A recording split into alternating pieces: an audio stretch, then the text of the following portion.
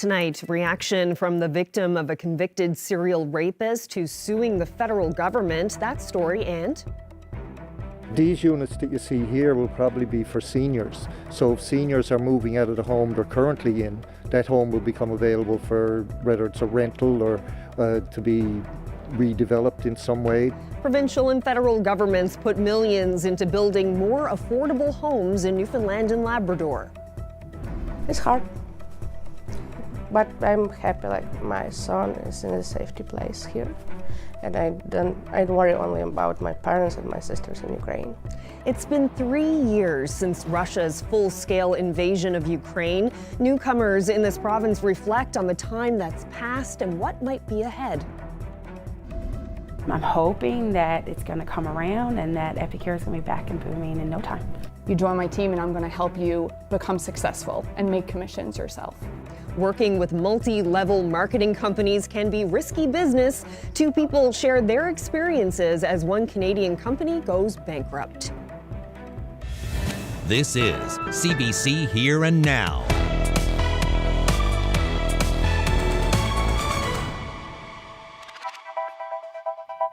Good evening and welcome to Here and Now. A woman who was sexually assaulted by Sofiane Boalag when she was 15 says she's disgusted that he's filed a lawsuit after being attacked in prison. And she says the convicted serial rapist should not be allowed to profit considering the pain he caused her and other women. Here and Now's Mark Quinn explains. CBC can't identify Sofiane Boalag's victims because of a court-ordered publication ban. But the woman he sexually assaulted when she was 15 wants her voice to be heard. The now 28-year-old says Boalag deserves no compensation after he was violently attacked at a federal prison. I'm not letting him monopolize off the pain that he caused me and other women. I'll fight it tooth and nail, whether it's a civil lawsuit against him myself or what I have to do, but I refuse to let him see one cent. Boalag is suing the federal government after he was stabbed repeatedly at a prison in New Brunswick a year ago. He says the injuries he sustained mean he'll never walk again. In a lawsuit filed last month, Boalag claims prison staff failed to prevent weapons from entering the facility, failed to search inmates before allowing them to line up for medication, and ignored internal policy by letting multiple inmates out of their cells at the same time. The federal government has yet to file a statement of defense, but his victim is outraged that Boalag's lawsuit portrays him as a victim. He's not a victim because he got hurt in prison. He put himself in prison. He put himself in that position to have that happen to him. Yes, maybe guards did something wrong, but okay, you would be put in that position if you didn't do what you did. He ruined the lives of a child and other women. Boalag was given an indeterminate sentence after the courts declared him a dangerous offender. He was convicted in 2016 of 3 counts of sexual assault. His victim vows she'll go to each and every one of his parole hearings to argue he should remain in prison for the rest of his life. Mark Quinn, CBC News, St. John's. Well, still with news from the courts, the victims of a St. John's area figure skating coach told a courtroom today that his acts of sexual violence have devastated their lives. Here Now's Malone Mullen has more from today's sentencing hearing of Matthew Power, but first a warning, the story might be difficult for some viewers. Panic attacks, PTSD, and financial ruin. Those were the running themes in 2 victim impact statements read out in Supreme Court in St. John's this morning. Matthew Power sat emotionless as one of his young victims said that despite 4 years of therapy, she still doesn't feel safe enough to leave her home. Power sexually abused her between the ages of 14 and 16 when he was her figure skating coach. He was convicted of sexual assault and interference in November. As someone who loves physical touch, the victim said, "I now squirm when someone, even a family member, tries to give me a hug." Power was also convicted of sex crimes against another young victim, who he tried to groom over the messaging app Snapchat, according to the prosecution. That victim's mother told the court today that she can't forgive herself for ever trusting Power to train her daughter, and said she's been left on disability, jobless, and housebound due to the trauma of the crimes. The mother also said the local skating community turned its back on her after she reported Power. She described how she's had to watch her child not want to live anymore and attempt suicide. The Crown argued today that the impact of Power's crimes on the victims and their families, the fact he carried out multiple acts of sexual violence over several years, preyed on children when he was on a position of trust, and has shown no remorse for his actions, means Power should see at least 7 years behind bars. But Power's defense attorney, Rosalind Sullivan, argued a pre-sentence report showed he's at low risk to reoffend, and said family, friends, and members of the skating community have all written letters to support him, calling him loving, generous, and dependable. Sullivan is asking for 4 to 4.5 years in prison. Justice Valerie Marshall will make her decision on April 1st. Malone Mullen, CBC News, St. John's. Well, a man remains in hospital with serious injuries after an incident in Port-au-Port on Friday. At around 4:30 p.m., RCMP responded to a call of an injured snowmobiler on Gravels Pond in the community. 2 snowmobilers had been traveling across the pond when one stopped and fell off his machine. According to police, he sustained serious injuries not consistent with the fall. The cause of the injuries is still under investigation by the RCMP's Major Crimes Unit. Police are asking anyone with information or surveillance footage to contact the Bay St. George detachment.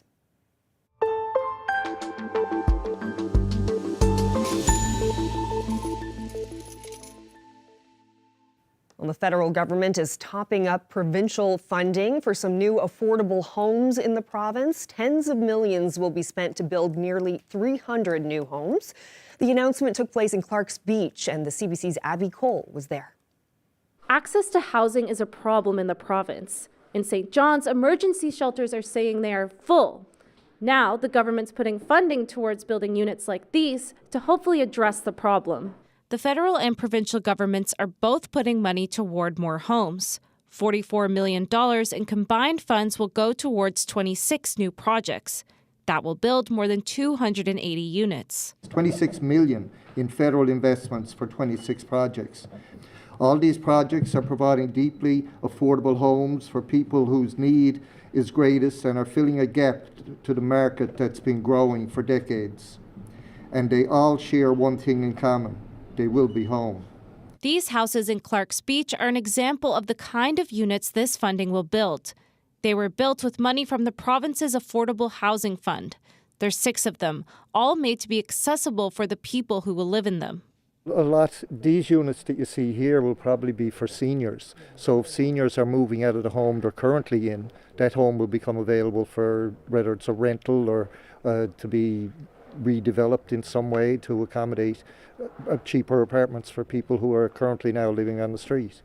Obviously the higher cost of living, and with our recently announced our 5-point plan, we're going to make it possible for more people to have more homes, and we've helped over hundreds of families actually now just recently in recent years. While these units are for seniors, the plan is to create homes for everyone. It will be open to ultimately affordable housing for everyone, and we know the pressures on society today. Something that we're proud of are our growing population. With newcomers coming to Newfoundland and Labrador, that's something that we're seeing. Obviously the 55 plus, but those who are finding it hard, with the rising cost of living across the country, we're stepping up and we're helping Newfoundlanders and Labradorians, get good, clean homes that they can be proud of, and it really gets them, like I said, well-being starts at home. Projects that receive this funding will build affordable rental units, costing anywhere from $650 to $840 a month. Abby Cole, CBC News, St. John's. The Ukrainian community in this province is marking a somber anniversary as Russia's full-scale invasion of their home country started 3 years ago today. I was dreaming for years to come to Canada, and I got a job from my first days, so it's just perfect. Well, this was the first Ukrainian refugees arriving at St. John's Airport in early May of 2022. The province has welcomed refugees from the Eastern European country with open arms, also creating an overseas support desk in Poland to encourage immigration. Since that first flight, over 4,000 Ukrainians have arrived in this province. The Ukrainian National Federation helps them, and the executive director of its Avalon branch says whenever news of the war gets too heavy, he looks at the support Ukrainians receive here and elsewhere in Canada. I look across Canada, I see over this past weekend over 50 events from the Yukon to BC and everything in between, all the way to Newfoundland. And these are events that are peaceful and thankful, but also commemorations of the 3rd year of the full-scale invasion and the 11th year of the war, which tells me that something that has been true and is still true, that Canada is still with Ukraine. Yep. And I take some solace in that, and it's kind of what I hang my hat on. Well, one of the generating units at Muskrat Falls is down until July. Unit 2 is being fully dismantled because of an issue with hydrogen that can lead to cracks in metal under stress. The work was supposed to be completed in May, but will now extend until mid-July. This is one of 4 generating units at the Muskrat Falls hydroelectric dam. And according to NL Hydro, the other 3 are operating normally. Meantime, all 3 units at the aging Holyrood thermal generating station are back up, but that plant still isn't running at full capacity. Despite that, the Crown Corporation says there should be no concerns about meeting winter demands. Well, Canadian company Epicure is on its way out. The company that sells spices and other food products filed for bankruptcy last month, leaving behind its community of sales consultants. As the CBC's Maddie Ryan reports, that situation shows the highs and lows of multi-level marketing. Multi-level marketing companies like Epicure and Sensi allow people to work from home, earning commission by selling products. You might find success, but it could all come to a screeching halt. That's what happened when Epicure announced its bankruptcy in January. I just woke up and I heard my friends were messaging me, like asking me if I had certain products, and I was like, why is everybody so eager all of a sudden? And I found out that they were gone, through a rough time. Kirby says she didn't rely on Epicure for her income, but she invested time and money into it. Her son loved to help her with sales, and he loved the products. One Montreal lecturer says that's the risk you take with multi-level marketing. Participants in the multi-level marketing chain, if you will, they're supplied product and then they resell. Ultimately, in order to become more successful, they're creating their own distribution network, and their success is going to be largely based on the success of the distributor network that they've recruited. It's not a new business model, but it is still controversial. Soroka says it isn't a pyramid scheme. Pyramid scheme, it's not based on, it's either based on no product or it's based on some product that's not really valuable in any way. It's just a sham. And the idea is that each level is contributing to the higher up level. Multi-level marketing, it's just another way of cultivating a distribution channel. It's legal, but it's difficult. It's not the easiest way to turn a buck. A high level of motivation is essential to making money here. This St. John's woman made it work. It feels crazy, really, because I think before I started it, I would have never thought that this is where I'd be in 10 years. Hennessy is familiar with the criticism and the risks, but she's still working away. I would never choose something that would, intentionally hurt other people or scam other people.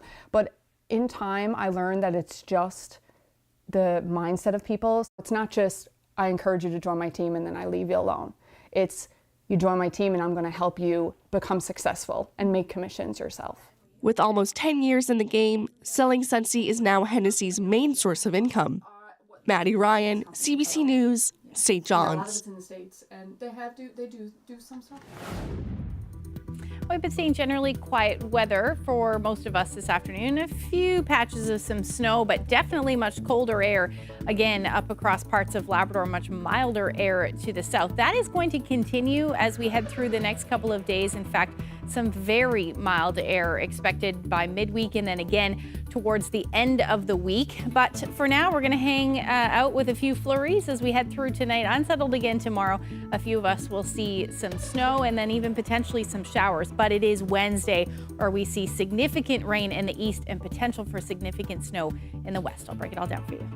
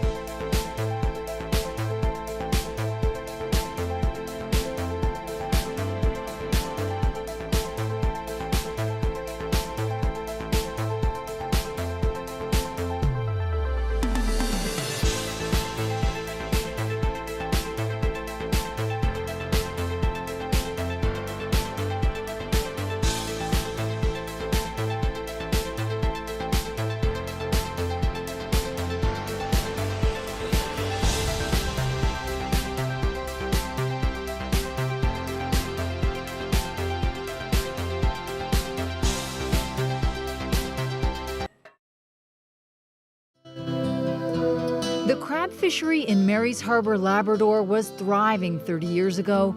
Watch this archival special Sunday at 11:30 and Monday at 7.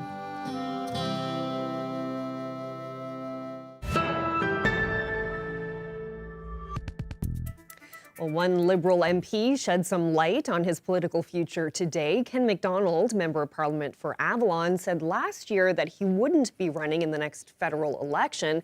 He was also critical of Prime Minister Justin Trudeau's leadership. But speaking with reporters today, he alluded to another possible candidacy.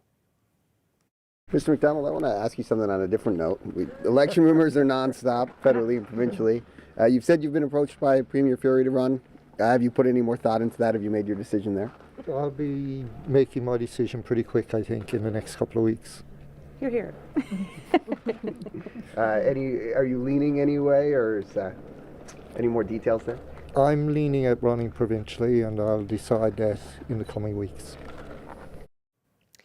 A group of advocates and healthcare workers has banded together to advocate for those experiencing menopause. The Menopause Foundation of Newfoundland and Labrador was launched last week. One of the group's co-founders says it's focused on talking openly about what can be a taboo subject. We have a mandate to, or we've decided we have a mandate to educate, primarily starting with women. The big problem is they don't necessarily understand what's happening to them because it's not spoken about. So to take that taboo away and to have women understand what's happening to them, help them understand what's happening to them, and then to take that lived experience into the education with health professionals, and to let that voice speak is really important. Well, plenty of young people across the country share a dream, one day playing in the National Hockey League. While that's still in the distant future, one boy from Wabush got a sneak peek of what it's like to share the ice and skate with the pros of his favorite team. Here Now's Daryl Din brings us this story from Labrador. Being a hockey fan is often a family affair. That's no different for the Pinkskin family from Wabush. Not just the love of the sport unites them, but also the passion for the Montreal Canadiens that spans 4 generations. Memories for myself would be the first game I went to when I was probably 8 years old. I'm told by my father that I used to say "sore" at the TV all the time when I used to see Montreal. Aaron's 6-year-old son Theo is the youngest fan of the clan. So what did Nick say when he saw that? He said, "Give me that chain." His favorite player, Montreal captain Nick Suzuki. And Theo plays hockey himself as a forward, just like his idol. 'Cause he takes really good shots and he's really fast. Seeing players like Suzuki up close is any hockey kid's dream. For Theo, that dream came true when he got to take part in a Habs game last month. From skating at Bell Centre to being part of the team lineup during the singing of the anthem. And while he didn't get to meet his favorite player that night, it was still a day to remember forever. I got to go on the ice and I got to high-five all the players and I got to see Dobish. We got to meet a few players at the Bell Centre.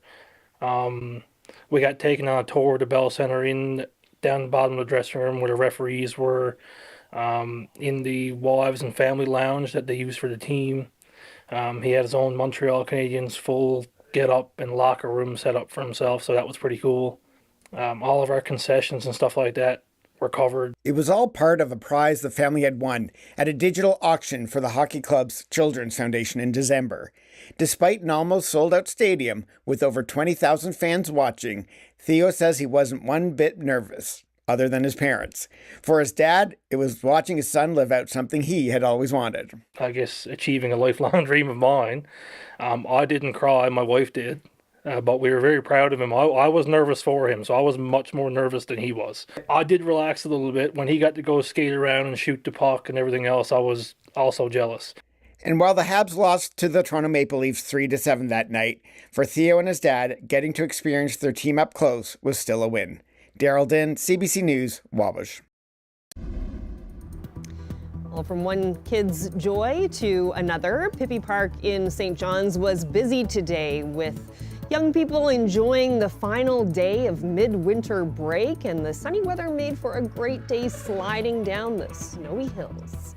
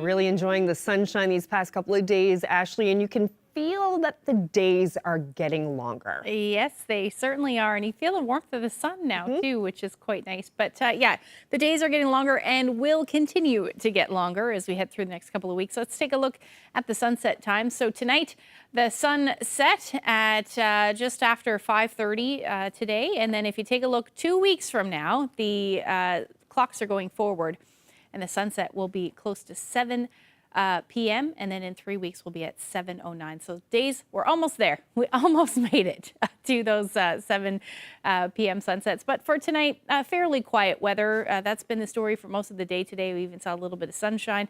Temperatures hovered around the 0-degree mark for most of the afternoon and now has dropped down to about -3. Wind chill feeling more like -7, but those winds have died down a little bit as well. Southerlies only gusting around 9 kilometers per hour. So those southerly winds are generally going to stick around and bring some much milder air as we head through the next couple of days. But still hanging on to some of that colder air, especially up across the Big Land. Temperatures are sitting in the minus single digits, even minus double digits. Nain feeling more like minus 24 with that wind chill at the moment. So taking a look at what's going on, generally sitting under a ridge of high pressure, but there is a trough or a front that's going to move through as we head through tomorrow, bringing some snow to parts of Labrador and even parts of the west coast of the island. But for now, fairly quiet weather. Few flurries happening on the west coast, few flurries happening in the east as well. But we shouldn't see anything too significant as we head through the next little bit. Just a few flurries still possible in the east. Overall, overnight lows will sit into the minus single digits. Low-lying areas through central may see those temperatures dip into the minus double digits. Same thing for the northern peninsula. And then between minus 12 and minus 15 across most of Labrador. Wind chills, though, are going to be feeling more like minus 20s or even minus 30s overnight because southerly winds will be gusting upwards of about 60 kilometers per hour, especially for those of you in the west. Then towards the coast, upwards of about 50 kilometers per hour. So let's time things out. That ridge of high pressure is going to continue to track further east, but that trough will move through.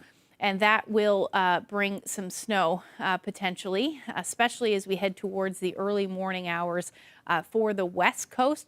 And again, temperatures are going to be quite mild. So there is a chance that some of this will fall as some showers, but the best chance of seeing those showers will be east. And that will be through the evening hours as those temperatures really start to warm up through the evening. And then they'll stay warm pretty much as we head through Wednesday and even into the first part of Thursday as we start to see some rain move in. So as far as snowfall amounts go, nothing too significant by the time we get into tomorrow morning, just a trace possible. But tomorrow afternoon, we may see a couple of centimeters, 2 to 5 for the west coast, and then trace to 5 millimeters of rain in the east. Temperatures tomorrow, most other than the northern peninsula, will be above 0. And then for windy conditions through the afternoon, well, breezy conditions through the afternoon, south or southwesterly winds will be gusting between 50 to 60 kilometers per hour. The southeastern portion of Labrador, you'll be hovering around 0 or +1, and then the rest of Labrador into the minus single digits through the day. Now, Environment Canada has another special weather statement and winter storm watch in effect. Most of eastern half of the island under that special weather statement, as well as the south coast. And that is because we're going to see some significant rain through the day on Wednesday, and then winter storm watch essentially from Corner Brook, Deer Lake, all the way through to the northern peninsula and the Green Bay, White Bay area. So I'm just going to show you the timing of this. We'll see that rain move through early on Wednesday. Note the temperatures as well, 2 to 3 degrees by the time we get into Wednesday morning. And then temperatures staying near or below 0 for the northern peninsula, Green Bay, White Bay area. And now there is still a chance that we could see this shift a little bit, but right now it is looking like significant rain for the east. So if you can find your storm drains, I would do that and clear them out because some of this rain could fall fairly quickly, between 3 to 5 or even 6 millimeters falling in an hour. And then we've got that heavy snow on the backside of this where we could see upwards of 15 centimeters of snow or even more potentially, along with some gusty winds. So blowing snow, winter storm conditions certainly expected through the day on Wednesday before we say goodbye to that by the time we get into Thursday. So we'll talk a little bit more about that, and I'll have your long range forecast coming up a little later. Thanks, Ashley. Well, this coming Friday, Muslims across the world will start fasting as the month of Ramadan begins. Here in this province, the Muslim community is steadily growing and now counts over 5,000 people. But accessing cultural foods locally can be difficult, and that's a demand the first ever Ramadan market hoped to fill this past weekend.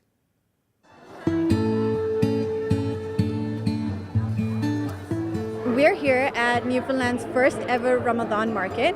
We have a lot of local community vendors. A lot of small home businesses have come out today to showcase their crafts, the food that they make, and it's wonderful to see everyone here.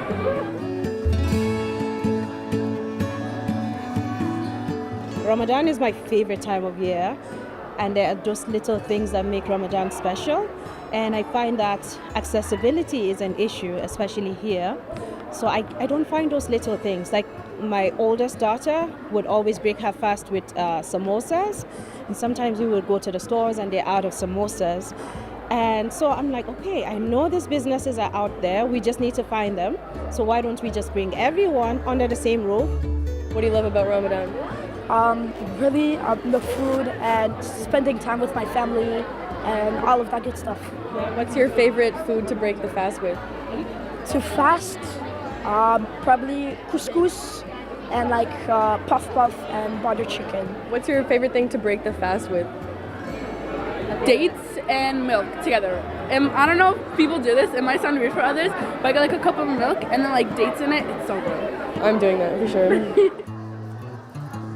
I know a lot of people that run their businesses from their basements, and they are registered businesses, but they don't have facilities, they don't have places to set up, and this is a good way for people to get to know them.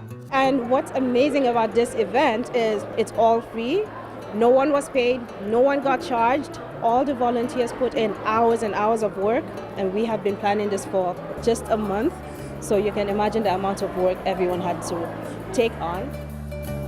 It's not hard to find this stuff, but it's hard to connect with these vendors, and this market has been a platform for all these vendors to come together, share with the community what they have, and the community is sharing with them all the love that they have to give. So it's been just so overwhelmingly joyous for us to organize this whole thing, and a lot of work too, but it's all worth it.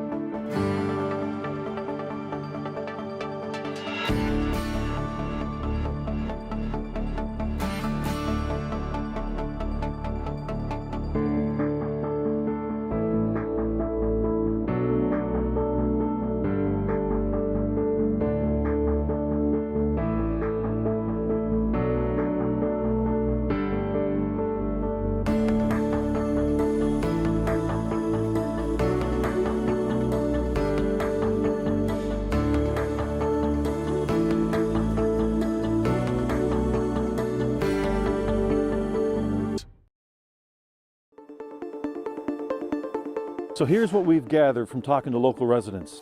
I spoke with a renter who's facing eviction this fall. It is not for the weak of stomachs. What does it mean for you to be able to give that advice and to know that you've helped? Don't look down. If this is something that you didn't know about, let me tell you. Heather Gillis, CBC News, Happy Valley Goose Bay. St. John's. Corner Brook. Shaji, Inuk First Nation. Grand Falls, Windsor. New West Valley, Newfoundland and Labrador.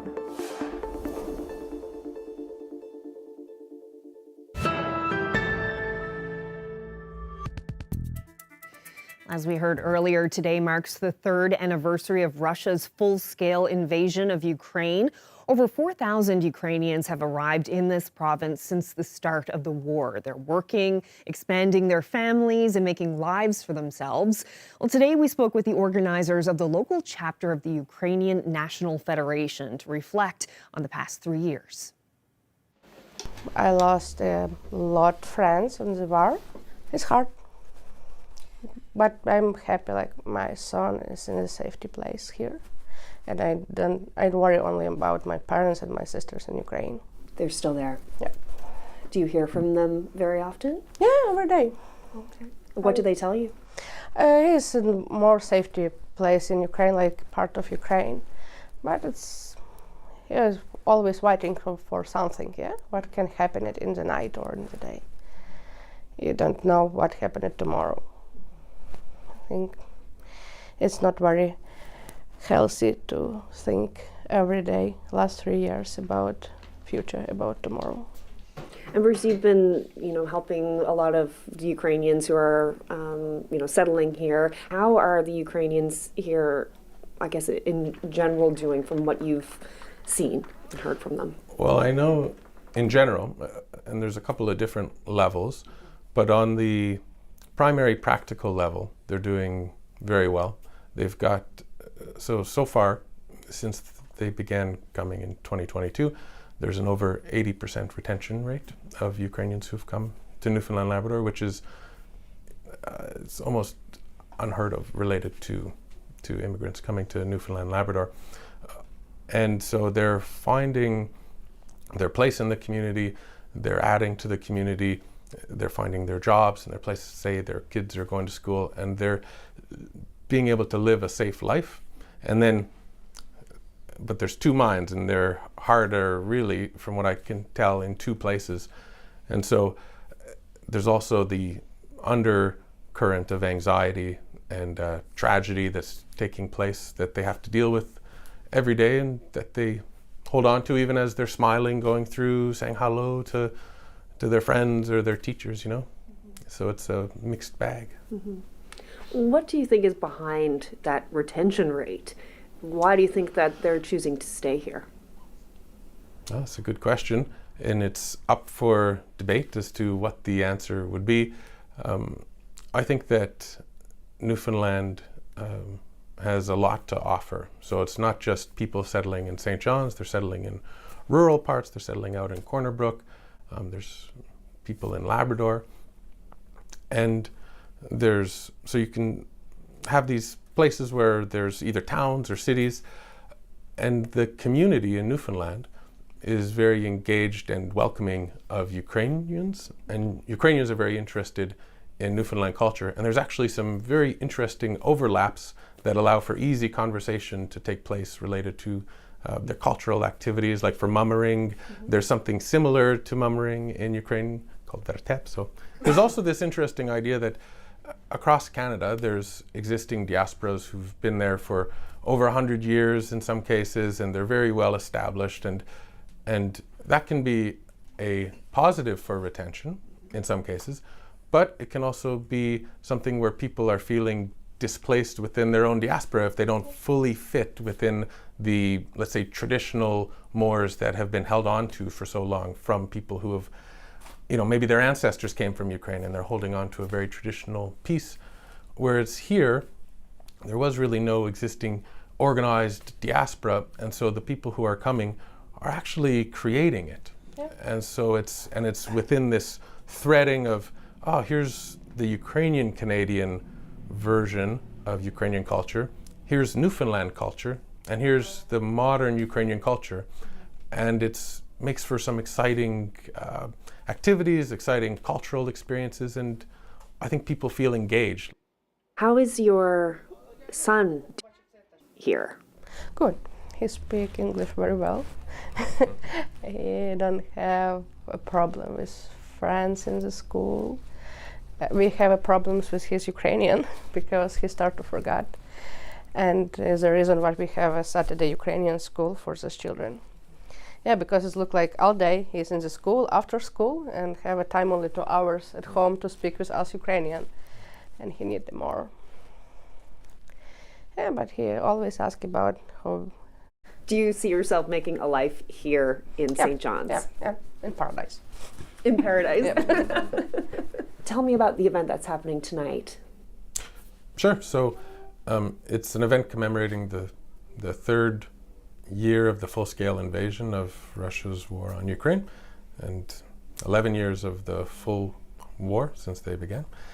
And it'll take place at the St. John's Convention Centre, and it'll be focusing on providing the public and Ukrainians and government, people who come to it, it's open to anybody, a personal view of what's taking place. You know, we've got a couple of presenters. One, Brian O'Day, who's gone to Ukraine twice. He's from Newfoundland. He's an artist and an author here, and he's created a documentary about that experience, and so he'll show a piece of that. There's also a photographer who, there's a very poignant series of photographs that will be there. And then there's obviously the support and solidarity piece that comes with it. So that's why we're there, just to gather for this one day, just like they're doing in 50 other places across Canada.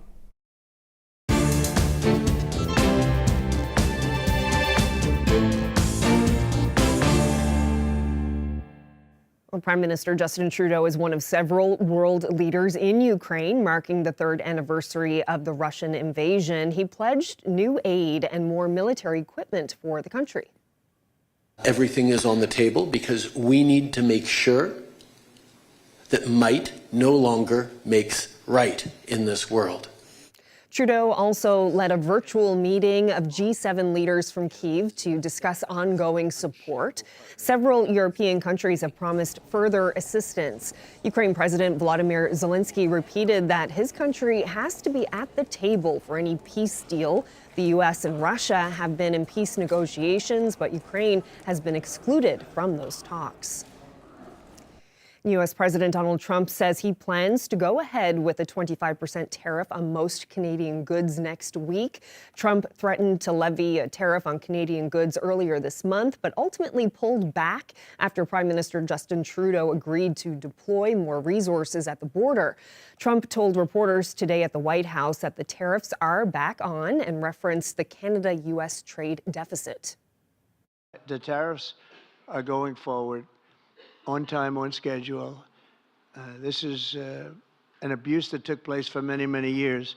And I'm not even blaming the other countries that did this. I blame our leadership for allowing it to happen. I mean, you know, who can blame them if they made these great deals with the United States, took advantage of the United States on manufacturing, on just about everything. Every aspect that you could imagine they took advantage of. I look at some of these agreements, I'd read them at night, and I'd say, who would ever sign a thing like this? So the tariffs will go forward, yes. Well, a Conservative Party has won the federal election in Germany. Its leader will now form a coalition government, though he has said it won't be with the far-right party that finished second. Friedrich Merz becomes chancellor at a challenging time for his country and for Europe as a whole. Abby Kuathasan explains. The Chancellor-designate Friedrich Merz says foreign policy is a top priority for him. But first, his Conservatives must work together with other parties to form a coalition government after winning about 30% of nationwide support in Sunday's federal election. He has ruled out working with the far-right AfD, which finished in second with about 20% support. But Merz has already put in a call to the third-place party, that's Chancellor Olaf Scholz's SPD, Part of that is to ensure a smooth transition, Merz said. Germany could see a center-left and center-right coalition government once again if these two parties join forces. Merz has said he wants negotiations to go quickly and a coalition government to be formed by Easter at the latest. That's in mid-April. He spoke of the challenges the country is facing. Merz said the transatlantic relationship is critical, but argued that if it's damaged, it's also to the detriment of the United States. He's prepared to find common ground and still sees Washington as a crucial partner, but is concerned that Washington went ahead with unilateral talks with the Kremlin to end the war in Ukraine. Support for Kyiv will continue under Chancellor Merz, who insists that Ukrainians must be part of all negotiations to end Russia's war of aggression on their territory. He even suggested he'll greenlight the shipment of Taurus long-range missiles, which Chancellor Scholz has been reluctant to do. But both parties have made it clear that Germany needs to play a much larger role within Europe and on the world stage at a time when it cannot rely on the current White House. Abby Kwaldasin, CBC News, Berlin.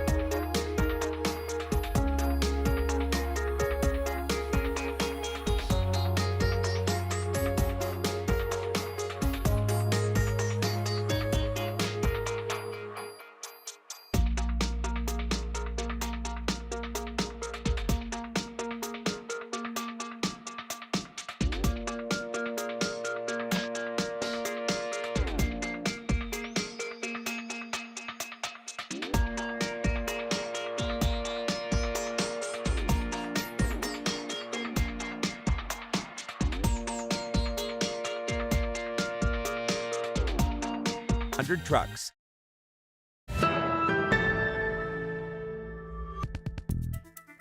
Well, a new local business hosts workshops and socials at a cozy space in downtown St. John's. The CBC's Julia Israel went to check it out.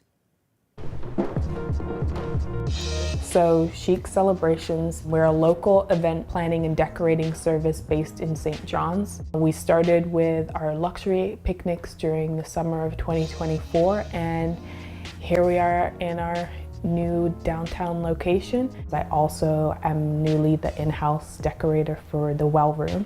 They host weddings, wellness workshops, and this Saturday their monthly yoga class. So all the proceeds will be going to charity. So engagement proposals, bridal showers, bachelorettes, you name it and we can do it type of thing.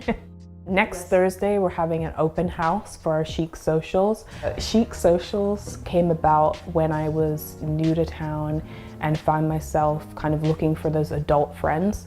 It can be super hard to meet people in an organic way, and that's kind of what we want to create here. If you're looking for something to do during the winter, whether it's an art workshop, whether it's a yoga class, the terrarium building, the vision board workshop, we have lots of things coming, so every month there's something different. But ultimately, I would like to see more events where we can kind of bring everyone together, whether it's like a Caribbean celebration and just showcasing those things that maybe people don't understand or know about culture, and whether it's food, celebration, music. Oh, I love my job. I think I've always been interested in design and getting people together, being an immigrant from the UK, coming to Labrador, having our family friends become our family, and having those gatherings and get-togethers was something that I helped organize from a young age. So I think it's always been there, like an underlying passion of mine. So I wanted to create a space that was warm and inviting for everyone that came to the space, for people to leave feeling good and motivated and like they're getting out of the house during the winter, because we all know that St. John's weather is not friendly.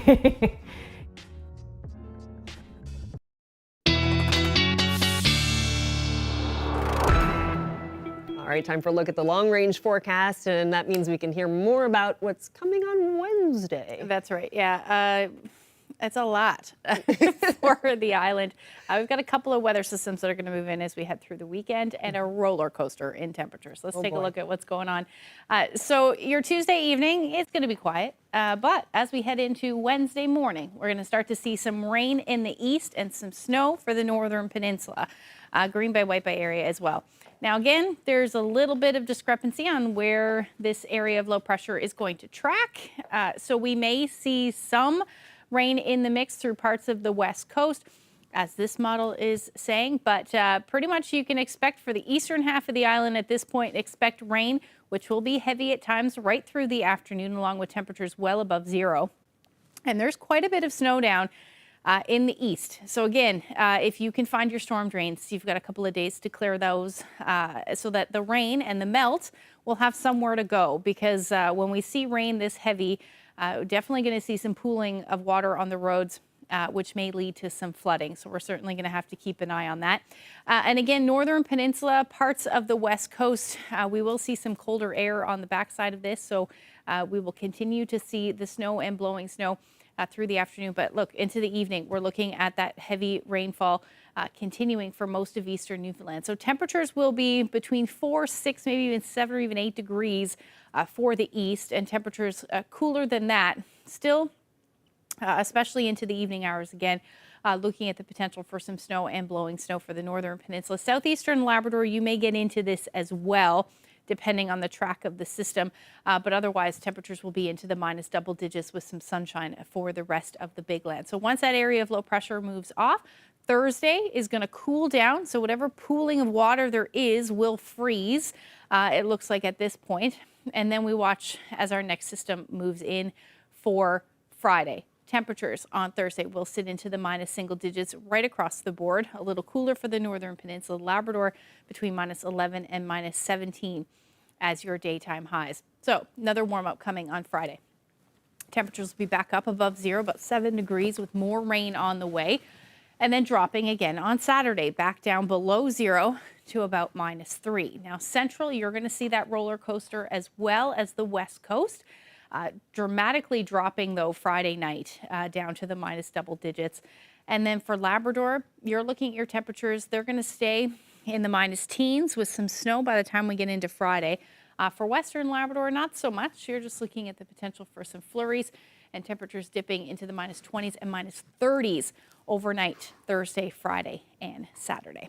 Our weather photo of the day taken in St. John's. This is a lovely shot of the very nice. shadows in Bannerman Park.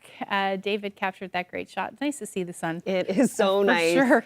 And you're right earlier when you were talking about the sun does feel warmer. Yeah. That's lovely. Best part of the spring.